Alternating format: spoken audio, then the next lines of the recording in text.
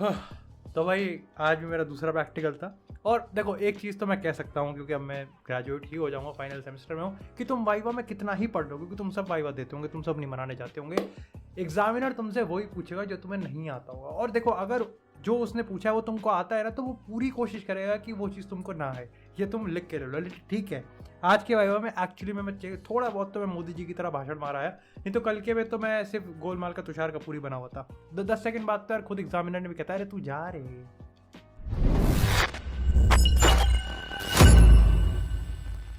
Hey guys, it's Divyansh, welcome back to another episode of football daily. और सबसे पहले तो थैंक यू सो मच जितने भी लोग वीडियोस देखते हैं, चैनल को सब्सक्राइब करते हैं, कमेंट करते हैं, लाइक करते हैं, क्योंकि तुमको पता है पेपरों में कंसिस्टेंसी की थोड़ी लग जाती है।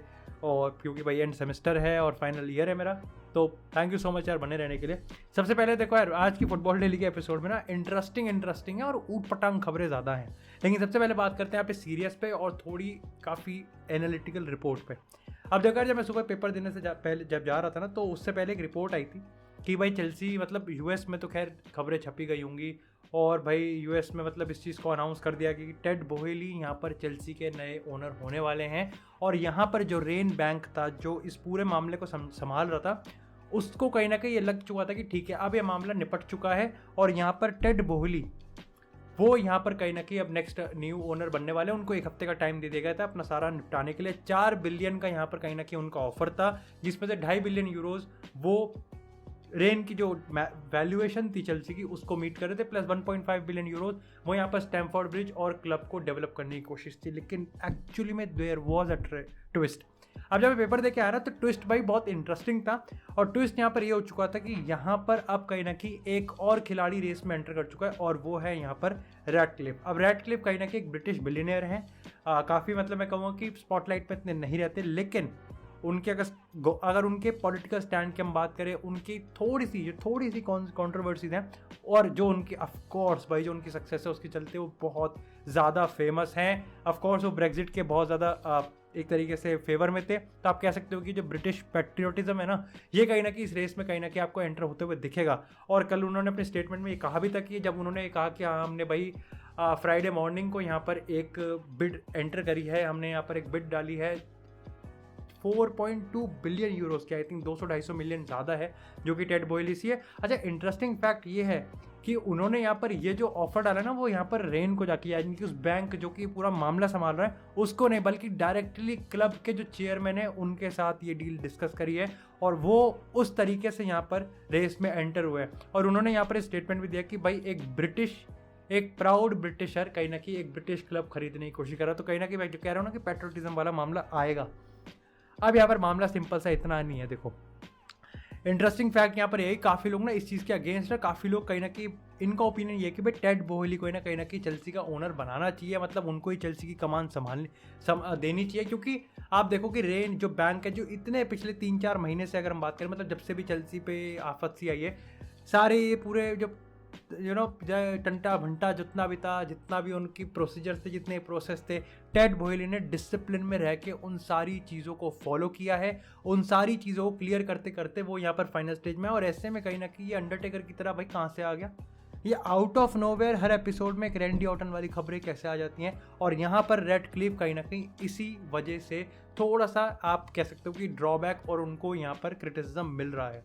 अच्छा, इसके रिगार्डिंग इंटरेस्टिंग आपको पॉइंट बताऊं तो रैटक्लिफ भाई नीस के भी ओनर हैं, जो कि लीग 1 में क्लब है। तो इसका मतलब ये कि अगर उनको यहाँ पर चेल्सी अगर वो ओन कर लेते हैं, तो डेफिनेटली उनको नीस के साथ जो उनके यूरोपियन एम्बिशंस है उसको भाई यहाँ पर पूरी तरीके से धाराशाही करना पड़ेगा। लेकिन इतना आगे तक अभी नहीं जाते। But do let me know कि आपके हिसाब से क्या टेड बोहेली को ही यहाँ पर कहीं ना कमान देनी चाहिए, या फिर रैटक्लिफ का ये जो अंडरटेकर वाला ये आया ना वाइल्ड कार्ड एंट्री, इसको यहाँ पर कहीं ना कहीं एंट्री करनी चाहिए। वैसे एथलेटिक की जब मैं रिपोर्ट पढ़ रहा था ना, उन्होंने एक काफ़ी अच्छा एग्जांपल दिया था, जो कि कहीं ना कहीं आपको जब अब आप में से जितने भी लोग ओपिनियन लिख रहे हैं कमेंट सेक्शन में, उनको समझने में थोड़ा अच्छा लगेगा और ईजी रहेगा। उन्होंने कहा कि एथलेटिक ने एग्जाम्पल दिया कि तुम मान के चलो कि तुमको अपना घर बेचना है, और घर बेचने पे तुमको एक खरीदार भी मिल गया। खरीदार ने कहा कि ठीक है, हम भाई तुम्हारे पैसे देने के लिए भी तैयार हैं, और बहुत टाइम तक तुम्हारे बीच में एक वादा रहा, एक वर्बल एग्रीमेंट ला। एक एंड मोमेंट पे जाके कहीं ना कहीं जब घर की चाबी देने की बारी आई, तो उसी रोज़ कहीं ना कहीं एक आदमी आता है, वो कहता है कि नहीं, जितना पैसा वो दे रहा उससे कहीं ज़्यादा पैसे मैं तुम्हें दे सकता हूँ, और अभी के अभी खरीद भी सकता हूँ। अब अगर आप जेंटलमैन हो तो कहीं ना कहीं आप कहोगे ठीक है भाई, मैं नहीं मतलब ठीक है भाई, मैं मानता हूँ कि तूने बहुत ज़्यादा पैसे दिए, लेकिन मैं तो उसी के साथ एग्रीमेंट करके बैठा हूँ, तो मैं तो उसी को पैसे दूंगा। लेकिन उन्होंने कहा कि काफ़ी सारे लोग, और ये सच भी है, काफ़ी सारे लोग कहीं ना कहीं अपना जो टेंशन है वो उस पर टर्न कर लेंगे जो ज़्यादा पैसे देने वाला होगा। तो क्या यहाँ पर मामला पलट सकता है? Do let me know in the comment section. लेकिन इसी के साथ अब बात करते हैं यहाँ पर एक बहुत ही मतलब ऊट पटांग वाली खबर पे, और फनी तो मैं नहीं कहूँगा लेकिन बहुत ज़्यादा अनएक्सपेक्टेड और शॉकिंग है, और ये आती है possible Ronaldo to Barcelona transfer. या ऑफ कोर्स देखो मतलब हंसी मजाक में ही बात करेंगे, लेकिन ठीक है, इसको जैसे पर्सनली हम हमेशा की तरह इसको सीरियसली ब्रेक डाउन करने की कोशिश करेंगे। अब देखो यार, मैंने पिछले 10-15 दिन पहले आई थिंक एक फुटबॉल डेली के एपिसोड में तुम्हें बताया भी था कि देयर वर 2 क्लब्स, एक फ्रांस का क्लब था और एक स्पेनिश क्लब था जो कि रोनाल्डो के लिए इंक्वायर कर रहा था जॉर्ज मेंडेस से। इजीली हमने पेरिस वाले जो फ्रांस वाला जो क्लब था उसको यहाँ पर अनलॉक कर लिया था, वो था पेरिस सैंट जर्मेन। लेकिन स्पेनिश क्लब की जब बारी आई तो कहीं ना कहीं काफ़ी लोगों ने, मैंने देखा कमेंट सेक्शन में, रियल मैड्रिड का नाम दिया, जिसको मैंने अगले ही फुटबॉल डेली के एपिसोड में हटा दिया था, और काफ़ी लोगों ने एथलेटिको मैड्रिड का नाम दिया, जो कि मैं भी मानता था। लेकिन अब कहीं ना कहीं यहाँ पर एक रिपोर्ट के हिसाब से कल यहाँ पर जॉर्ज मेंडेस की 3 बंदों के साथ मीटिंग हुई है, और वो थे यहाँ पर बार्सिलोना के राफा यूसुफ, मैथ्यू एलोमेनी और जॉन लेपोर्ता। और रिपोर्ट के हिसाब से लेपोर्ता ने लाइक बार्सिलोना ने यहाँ पर ये पहल रखी है जॉर्ज मेंडेस के सामने कि इस समर सीजन के खत्म होने के बाद आप क्रिस्टियानो रोनाल्डो के सामने हमारा प्रपोजल रखें कि वो यहाँ पर बार्सिलोना को ज्वाइन कर सकते हैं कि नहीं। अब इसका ब्रेक डाउन तो यार मैं क्या ही करूँ, मतलब देखो प्रो के मामले में मैं ये कह सकता हूँ कि yes it could be a commercial deal. एक वो लाइक अगर हम ये चीज़ कह सकते हैं कि पीएसजी टी शर्ट बिकवाने के लिए मेसी रोनाल्डो को एक कर सकती है, तो हम ये क्यों नहीं कह सकते कि बार्सिलोना टी शर्ट बिकवाने के लिए रोनाल्डो को साइन कर सकती है। Like I know I am मैं यूनाइटेड का फ़ैन हूँ, मैं रियल मैड्रिड का फ़ैन हूँ, मेरे को पता है कि रोनाल्डो दोनों ही जगह एक लेजेंड है, बट ठीक है in football never say never. लेकिन लाइक तुम खुद सोचो, पैसे कहाँ से दो, लाइक बारसा पैसे कहाँ से लाएगी? रोनाल्डो की फ़ी नहीं बल्कि रोनाल्डो की वेजिस का वो करने के लिए, ठीक है। दूसरी चीज़ कहीं ना कहीं मेरे को यहाँ पर ये लगता है कि अगर देखो ये एक फैक्ट है कि रोनाल्डो अपने फ्यूचर को डिसीजन है वो ट्रांसफर मार्केट मतलब ओपन होने के बाद ही लेगा, यानी कि पूरा सीजन खत्म होने के बाद, टेन हैग के आ जाने के बाद, उसके बाद शायद से दोनों के बीच मतलब होगा जितना भी टाइम ये स्पेंड करेंगे एक दूसरे के साथ कलेक्टिवली, उसके बाद ही कहीं ना कहीं हमको यहाँ पर डिसीजन देखने को मिल सकता है। थोड़ा सा सिमिलर होगा जो यूवेंटस वाला सिचुएशन था। तो अभी कहीं ना कहीं मामला बहुत अंधेरे में है, बहुत हवा में तीर लग रहे हैं। At this point of time मेरे को लगता है कि दिस इज एब्सोल्युटली इम्पॉसिबल अभी के लिए, क्योंकि मेरे को लगता है कि बार्सिलोना का जो टारगेट है ना वो लेवेंडोव्स्की बिल्कुल सेट है, कमर्शियल भी है, स्पोर्टिंग वाइज भी ठीक है। रोनाल्डो बहुत ज़्यादा ओवर द टॉप हो जाएगा। दूसरी चीज़ मेरे को ये भी लगता है कि रोनाल्डो ना मतलब like now I am hearing reports, मैं रिपोर्ट्स पढ़ रहा हूँ, मैं अब लोगों से सुन रहा हूँ कि जितना कहीं ना कहीं रोनाल्डो एरिक टेन हैग या फिर यूनाइटेड के नए सीजन को लेकर एक्साइटेड होता हुआ दिख सकता है या दिख रहा है, उतना ही कहीं ना कहीं इंटरेस्टेड और इतना ही एक्साइटेड एरिक टेन हैग भी है कि वो रोनाल्डो को किस तरीके से मैक्सिमम हाइट्स के लिए अनलॉक कर सकता है। तो डेफिनेटली मेरे को लगा कि एक इंटरेस्टिंग रिपोर्ट थी, और आप में से काफ़ी लोगों ने पढ़ी होगी, तो भाई इससे पहले कि तुम डंडा कर दो तो मैं तुम्हारे सामने चीज़ें क्लियर कर देता हूँ। लेकिन इसी के साथ यार बात करते हैं हम यहाँ पर मैनचेस्टर यूनाइटेड से ही। तो भाई मैनचेस्टर यूनाइटेड के भाई एक काफ़ी बड़े ऑफ मतलब लाइक एक पोजीशन होल्डर, एक जो एम्प्लॉय कह सकते हैं, मैट जज, उन्होंने यहाँ पर रिज़ाइन कर दिया। अब ये बंदा वो है जो कि कहीं ना कहीं यूनाइटेड के जो ट्रांसफ़र रिक्रूटमेंट्स हैं और कॉन्ट्रैक्ट रिन्यूअल्स उनमें एक काफ़ी अहम रोल प्ले करता है। अब इसके रिगार्डिंग ना इंपॉर्टेंट चीज़ है कि जब मैं कम्युनिटी डिस्कशन में देखा ना, मैंने कहा देखूँ तो भाई बंदे की क्या आलोचना हो रही है, बंदे को सपोर्ट मिल रहा है, थैंक किया जा रहा है, तो एक्चुअली में काफ़ी लोग बंदे को क्रिटिसाइज़ कर रहे हैं जिस तरीके से पिछले 7-8 सालों में, आई थिंक 2014 के समर के बाद से ही ये चीज़ों को हैंडल कर रहे हैं, उनको यहाँ पर कहीं ना क्रिटिसाइज किया जा रहा है। चाहे हम बात करें यहाँ पर पोग्बा को वापस लेके आना, हैरी मैग्वायर को 80 मिलियन में लेके आना, कवानी की बात करें या फिर बाकी किसी प्लेयर्स की बात करें तो जल्दीबाजी में लेके आना, फैल्काओ को लेके आना, डी मरिया को लेके आना, तो काफ़ी सारे फेल ट्रांसफर, एलेक्सिस सांचेस को लेके आना, उसके बाद जूड बेलिंगम में मिस करना, अब हाल ही में ऑफकोर्स जहाँ पे अभी हम हालैंड की बात करेंगे और हालैंड पे भी मिस करना 2019 में आई थिंक, और ब्रूनो फर्नांडिस को काफ़ी ज़्यादा लेट लेके आना, एरन वन-बिसाका भी उस लिस्ट में काफ़ी शामिल है। तो डेफिनेटली ये वो नाम से जो कि कहीं ना कहीं लोग उठा रहे हैं कि ये बंदे की गलती थी। अब काफ़ी लोगों ने, ऐसा नहीं है कि एक तरफा ही कहीं ना क्रिटिसिज्म, एक तरफा ही ठुकाई चल रही है, काफ़ी लोगों ने ये भी चीज़ कहा कि जो लोग इस बंदे को क्रिटिसाइज कर रहे हैं उनको ये भी समझना पड़ेगा कि एड वुडवर्ड वो बंदा था जिसमें फुटबॉल का रत्ती पर दिमाग नहीं था, लेकिन उसको सारे डिसीजन लेने थे फुटबॉल के, जो कि अब कहीं ना कहीं रांगनिक के आने के बाद चीज़ें बदलती हुई दिख रही हैं। हाउएवर इसको कॉन्ट्राडिक्ट करते हुए मेरे को एक स्टेटमेंट याद आता है जो कि लुई वैन हाल ने दिया था, जब लुई वैन हाल ने एक्चुअली में ये कहा था कि जो मैट जज हैं वो एक्चुअली में एड वुडवर्ड के राइट हैंड है, यानी कि सीधे आता है, आप कह सकते हो कि मीठा तोता है, कि हाँ में हाँ मिलाने वाला आदमी है।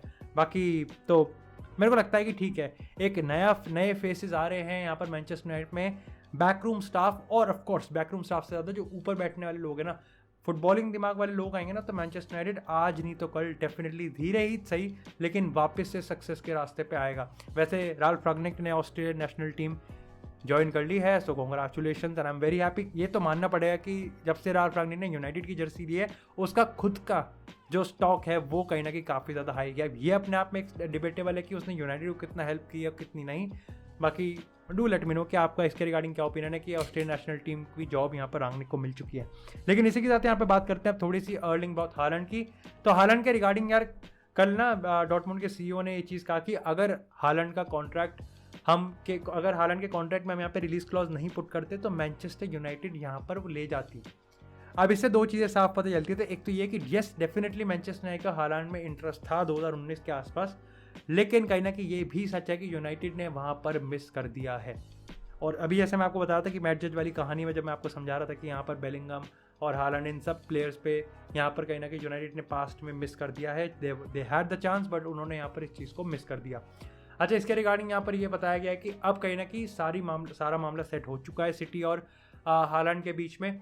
अब कहीं ना कहीं सिटी और डॉर्टमुंड के बीच में भी मामला कहीं ना कहीं पेमेंट के तरीके, किस तरीके से पेमेंट होगी, लाइक एवरीथिंग इज सेट यहाँ पर। अब हालैंड खुद कहीं ना कहीं मैनचेस्टर सिटी के जो आप कह सकते हो ना कि जो इस मामले को संभाल रहे हैं उनके साथ डायरेक्ट नेगोशिएशंस में है।